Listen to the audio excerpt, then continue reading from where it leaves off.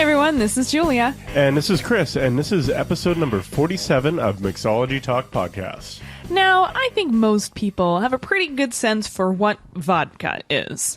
Yeah, and it's definitely got some a reputation. That's for sure. For sure. So Most of it gained in college. We all get a reputation in college, I suppose, so you can't blame it.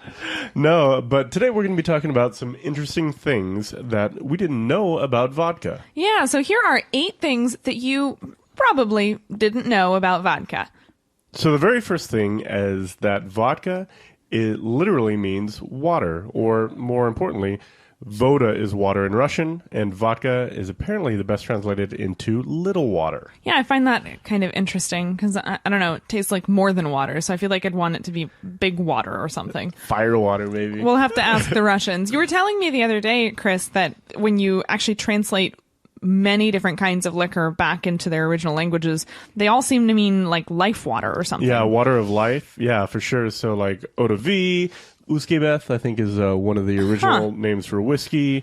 Voda, water. Interesting. So, yeah. Well, now you know. And actually, when I was looking into it, vodka, I mean, way back in the day, which probably doesn't resemble today's vodka very closely, but back in the day, it was not actually intended for drinking. It was used for medicines, and apparently it was used as an ingredient in early European gunpowders. Oh, man. I know. You didn't know that, did you? No, I didn't. Ding, ding, ding. Number 1. So the second thing that you may not know is that vodka actually has 2 ingredients. I think everybody knows that it's got alcohol in it, but it also has water. Right, yeah. So basically it's just watered down alcohol. Exactly, and I think the water's the part a lot of people don't know, and that is the fact that what comes out of the still is not what's in your bottle. It actually is watered down to bottling strength. Can you actually buy any spirits that are at the strength that comes out of the still? I don't think so. I don't think that in California you can buy it, but some other states, there's a product called Everclear, which I think gets up to about 190 proof, which you're operating at that same level as something that comes out of the still for vodka. You're at about 95% when it comes out of the still, is that correct? I think it's a little bit higher. I think it's like 97.5 or something like that, but it's very, very high up there. So, yeah, arguably there is a little bit more in there for ingredients, but it's so minuscule that, yeah, you couldn't even trace most of it. So yeah, so don't forget 2 ingredients in the bottle: alcohol, which arguably is ethanol, and water.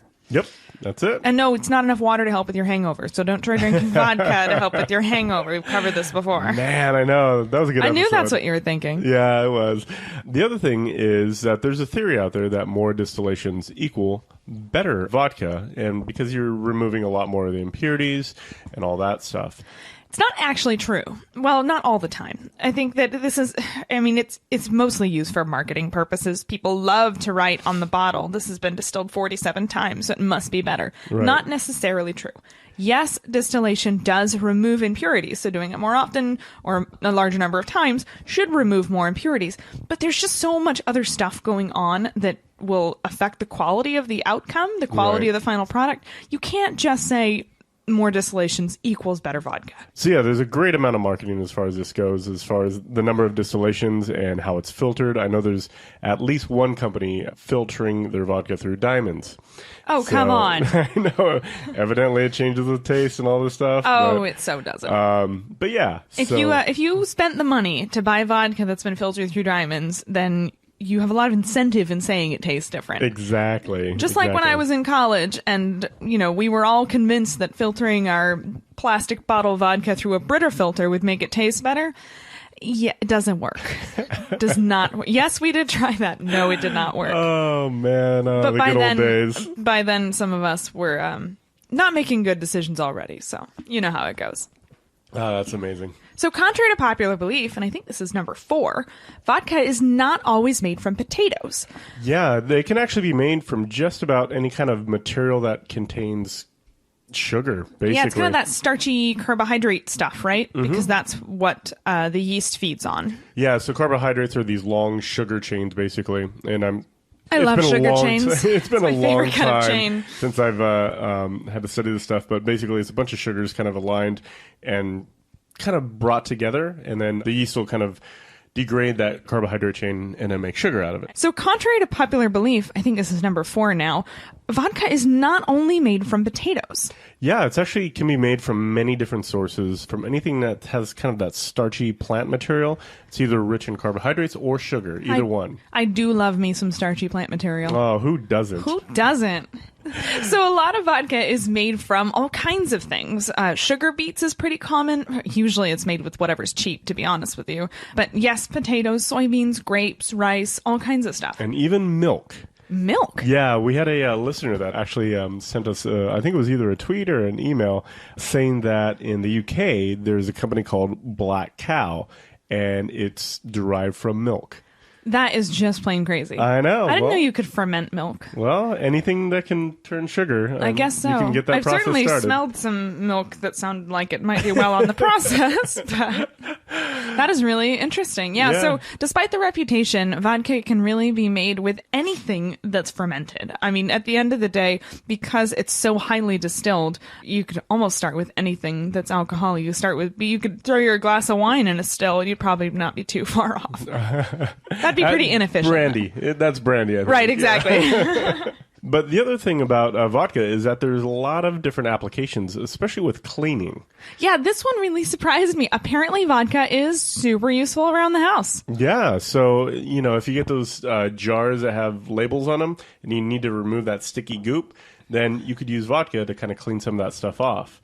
Yeah, and here's one that I've definitely never tried, and that is if you've got like stinky shoes, you could apparently mist some vodka into your shoes or apparently your laundry, and it'll kill the odor-causing bacteria and supposedly not leave a scent when it's dry. This just seems like a really bad thing to do, because if you get pulled over and you smell like vodka... or you're walking through the park and a bum is like, hey man, your shoes smell amazing. you smell like I do at the end of the... Yeah, so I don't really recommend that one, but I thought it was hilarious, so I thought I would tell you. Yeah, and I know one of the applications we use it in a restaurant. Drinks? Well, obviously that, but also like cleaning your glasses. Because like it evaporates. Not drinking glasses. But more like, yeah. Oh, interesting. Because what happened, actually with regular glasses as well, the idea is that it evaporates much faster than water, so it doesn't leave any streaks. You're right. That hand sanitizer stuff is made with, not vodka, obviously, with alcohol, but with alcohol. So because it evaporates so quickly. Right. So what we would do is actually do a very small dilution of water and vodka, so probably 50 parts water to 1 part vodka, and then we would polish our silverware and glassware with it because it would accelerate the evaporation, not leave any streaks in glassware and stuff. Huh. So, yeah. And also, last but not least, you can use it to shine rusty pennies. So save this one for the really crappy vodka. But apparently it'll shine up your pennies for you. Interesting. I've never tried that one. I've heard like Coke and like Tabasco and a couple other things too. Well, that sounds but like a fantastic cocktail. Coke, Tabasco, and vodka. Right. Oh, and a rusty penny. There you go. There's a cocktail recipe. So there's another rumor going around that vodka tastes like nothing. That's a little bit unfair. I know we've totally said it. I know, yeah. But it's a little bit unfair, because if you ask somebody who actually knows what they're talking about, which really, why are you guys listening to us? Seriously. If you ask somebody who actually knows what they're talking about, they're going to tell you the taste depends very heavily on how it's distilled, where it's distilled, and perhaps most importantly, what it's distilled from. And one of the big things to consider here is where is the water source? Because if you look at the bottle, it's 40% alcohol. That means 60% of it's water. So where you're getting your water source from really has an impact on the final taste. Yeah, you could have a pretty significant difference. Yeah, so I remember when I was tending a bar and people were drinking a lot of vodka martinis, I would actually make 3 different vodka martinis with 3 different vodkas and not tell the customer which was which, small amounts. And I would just say, hey, which one do you prefer? And it's really interesting to put them side by side, because then you can really pick out a lot of the very small nuances. Vodka tasting is actually fairly difficult because there's not a lot to kind of benchmark against. And there's a good amount of alcohol there, which can definitely tire your palate. Yeah, exactly. So the more you drink, the more everything starts to taste the same, basically. And it starts to taste great, I think. Yeah. But I think if you think about it, just going back to how it's made, well, like we talked about, it comes out of the still at what, 97%, 97.5%. So you've got something like 2 to 3% of it that could still be bringing flavor. Right. Now, certainly it's watered down quite a bit, but there is still something there, and that will certainly affect the final flavor. Absolutely. And so you've done some research on kind of what this is paired with, and I guess you found... This one's for you, Chris. You said it was pickles and smoked fish, right? Yes, apparently, according to Russians, the way that you enjoy your shots of vodka is with pickles and smoked fish. It's called... count me in. That sounds I know, awesome. It's right up your alley. Yum. I personally have not tried vodka with pickles and smoked fish, but it is a tradition that is called zakuski. Zakuski. Okay. Well, it's almost time for a Zakuski break then. Because, I know. Do we have pickles and smoked fish? No, we don't. But we got vodka. I thought this was kind of a fun fact to throw in there.